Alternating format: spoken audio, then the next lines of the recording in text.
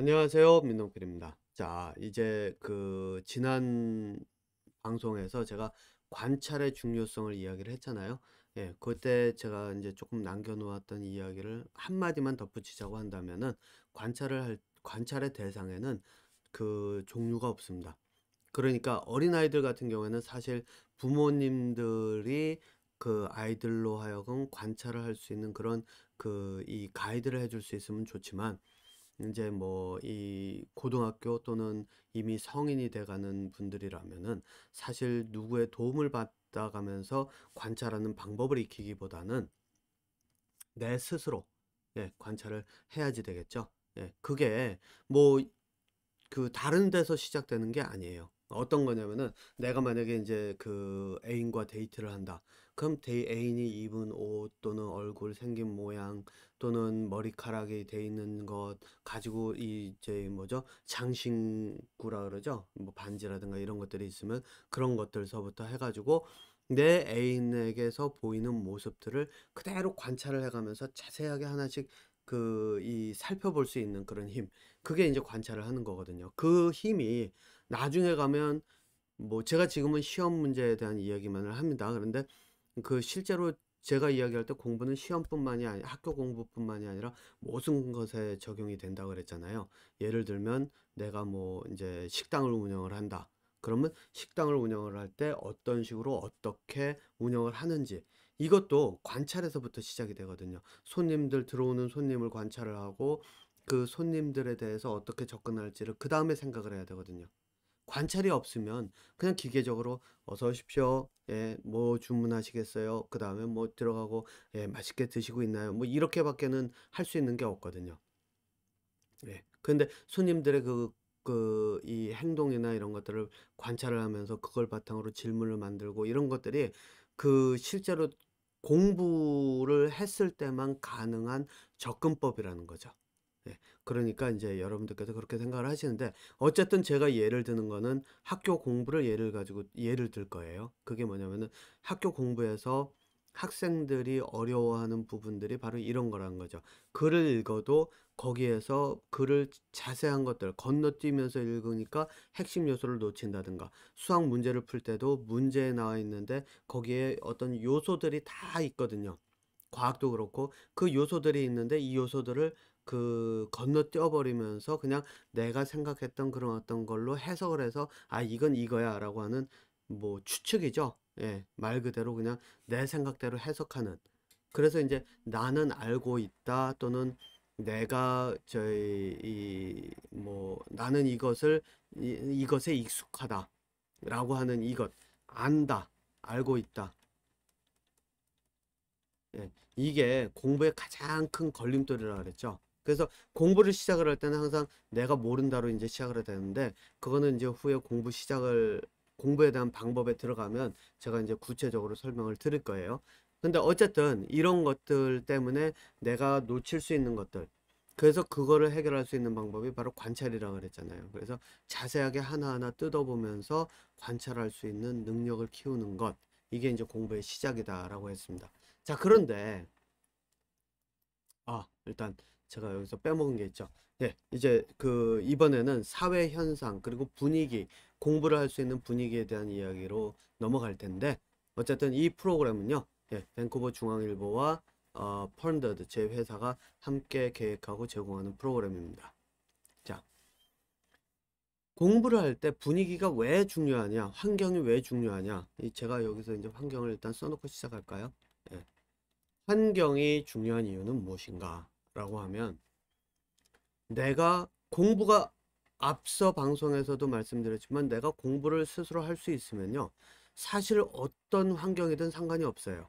저 같은 경우는 저희 아들 같은 경우에는 뭐 물론 이제 자폐라는 그런 것이 있어서 이 실제로 이제 시간이 좀 더 걸리긴 했어요. 왜냐면은 언어와 이 뭐죠? 언어와 아이가 생각하는 그림으로 생각하는 거를 이제 연결시켜 가면서 그것들을 통해서 자기가 생각하는 거를 언어로 바꿔서 표현할 수 있도록 이렇게 해야 되는 과정이 들어가야 되기 때문에 시간이 좀 걸렸는데 그다음부터 이제 공부가 스스로 하는 게 진행이 되기 시작하면서부터는 사실상 이 환경이 뭐 저희는 제 아내도 그렇고 저도 그렇고 사실 아이가 뭐 뭐죠 이 온라인으로 수업을 한다든가 이제 코로나 바이러스 때문에 이제 온라인 수업이 많았잖아요. 이제 그런 경우가 아니면은 저희들은 TV 틀어놓고 뉴스 듣고 이러면서 있었어요. 아이는 공부하고요.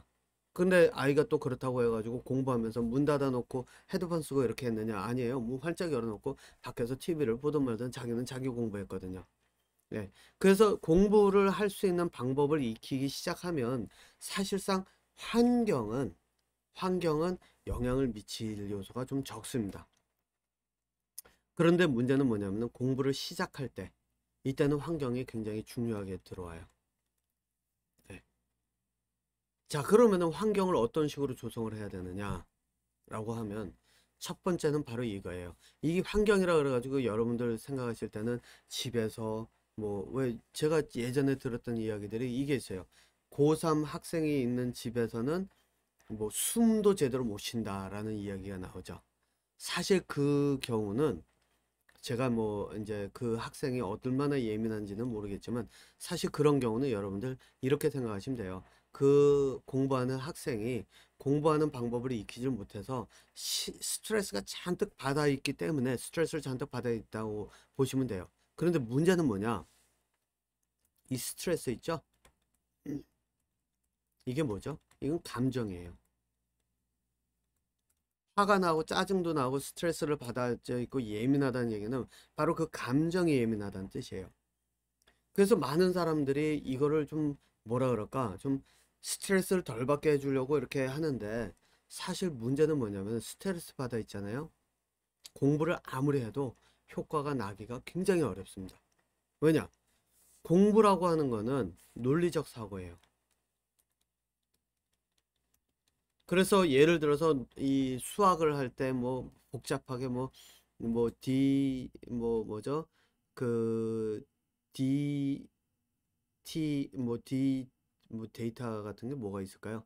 뭐 저희 dV 뭐 볼륨에 바뀌는 거는 dt 시간에 따라서 볼륨이 바뀌는 것을 뭐 표현하고 어쩌고 뭐 이러면서 그 수학 문제 같은 것에서 이제 나오는 경우가 있잖아요.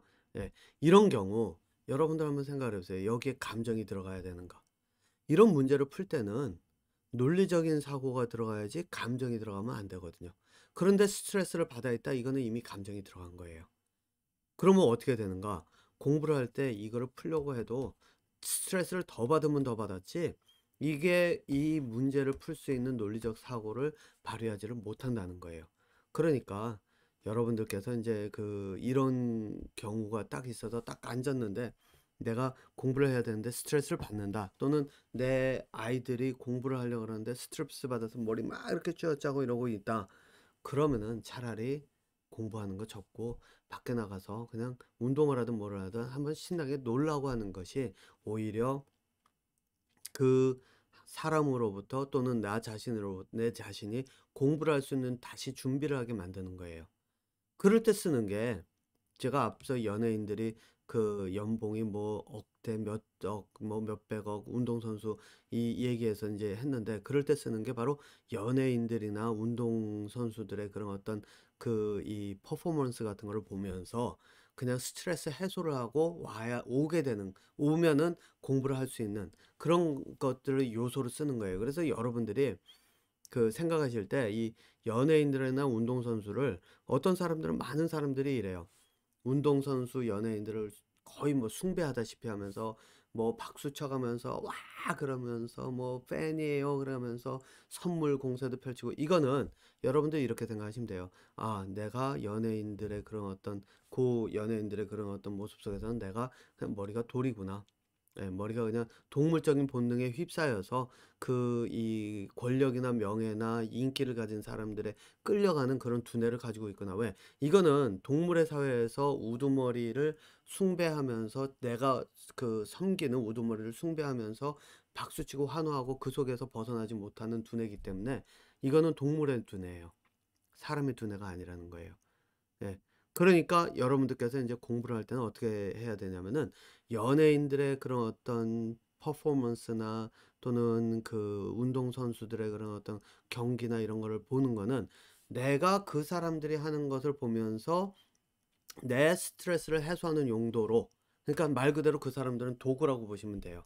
그래서 그 사람들로 하여금 내가 스트레스를 풀 수 있는 그런 퍼포먼스를 하는 것을 통해서 내가 스트레스를 풀고 다시 돌아와서 공부를 할 수 있도록 하는 용도로 그러한 것을 퍼포먼스나 이런 운동 경기를 봐야지, 그 속에 빠져서 보면은 결국에 가서는 공부와 점점 멀어질 수밖에 없다는 거예요.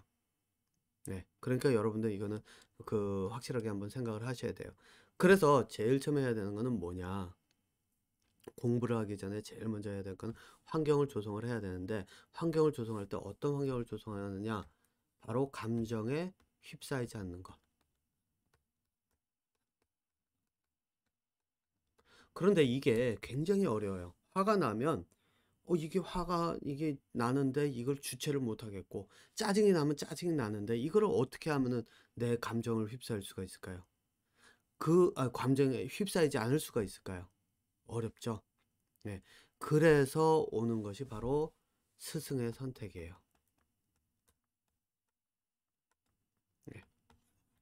선생님을 선택을 할 때 바로 내가 내 감정에 휩싸이지 않도록 배울 수 있는, 예, 그런 사람을 선택을 해야 된다는 거죠. 요거는 근데 얘기가 길어지기 때문에 제가 요 다음 편에서 이 스승의 선택, 선생님의 선택에 대한 이야기에서 이제 이어갈 거고요. 제가 지금은 이제 감정에 휩싸이지 않는 그 방법을 이야기를 하는 거니까 여기서는 내가 할 수 있는 것을 가지고 이야기를 해볼게요. 왜냐하면 맨날 선생님들 찾아다니면서 그 선생님을 통해서 배울 수가 없잖아요. 공부라고 하는 거는 학교에서든 어디서든 내가 배우고 나면 돌아와서 내가 책상에 앉아서 또는 뭐 내가 뭐 칠판이 있으면 칠판에 써가면서 그 공부를 시작을 내가 혼자서 해야 되는데, 그럴 때마다 선생님 찾아가서 이거 해주세요, 이거 어떻게 해야 돼요, 이렇게 할 수가 없잖아요. 그죠? 네. 그래서 이제 감정에 휩싸이지 않는 방법에 대한 것을 제가 이제 여기서 간단하게 어, 한 가지 방법, 가장 효율이 효과가 있는, 그리고 이거는 많이 알려져 있어요. 예, 그래서 그 방법에 대한 것을 일단 여러분들께 이제 알려드리려고 합니다. 그게 뭐냐? 제가 요거를 좀 지우고 할까요? 명상이라고 하는 거 있죠? 그리고 참선? 예, 이라고 하는 것. 바로 이러한 겁니다. 예. 명상이나 참선 같은 것들을 사용을 해서 내가 감정이나 이런 것들을 누그러뜨리고 그 다음에 공부를 할 수 있는 준비를 하는 겁니다. 자, 그런데 여기서 이제 여러분들께서 보셔야 되는 게 하나 있습니다. 그게 뭐냐?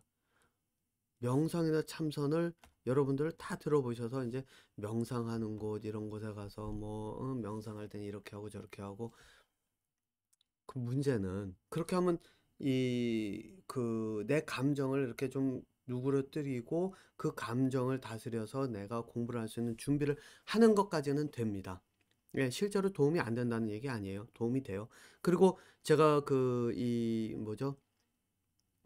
저 교육에 관련된 학회, 요번에도 이제 제가 다다음 주인가 또 발표하러 온라인에서 하기 때문에 이제 또 새벽 2시부터 해가지고 또 참여하는 그 발표도 있고 그래서 참여하는 학회가 있는데, 그 같은 학회인데 이제 작년에 했던 거죠. 거기서 보면은 명상이나 이런 것들이 어떻게 학생들을 안정시켜서 공부를 하게 하는가, 이 연구 결과도 나와 있어요.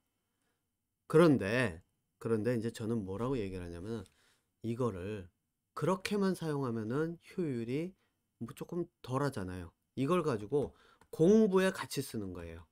자, 그래서 이제 제가 드리는 그 방법은 뭐냐?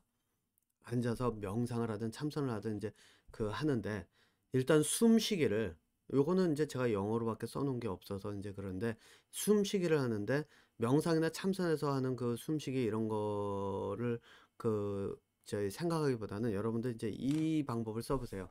숨을 쉬는데 내가 숨을 들이마실 때 코로 들이마시든 입으로 들이마시든 상관없어요. 네. 근데 저는 코로 들이마시라고 해요. 왜냐면 입으로 들이마시면 입이 건조해지기 때문에 결국은 이제 목이 마르고 그러기 때문에 내가 사실 집중되는 게 흐트러질 수가 있거든요. 그러니까 코로 들이마시는데 코로 들이마시면서 숨이 들어가는 과정을 그대로 머릿속으로 한번 눈을 감고 한번 숨이 공기가 흘러가는 게 어디서 어떻게 들어가고 내 폐가 또 내 이 횡격막이 어떻게 움직이는지를 하나하나 가슴이 어떻게 움직이는지를 하나하나 그 모니터를 하면서 보시라는 거예요. 내쉴 때도 똑같이. 이게 뭐냐? 아까 말씀드렸죠? 관찰. 네. 요렇게 한 10분씩, 10분, 15분씩 공부하기 전에 하고, 그 다음에 공부를 시작을 하시면 됩니다. 그러면은 이게 뭐냐?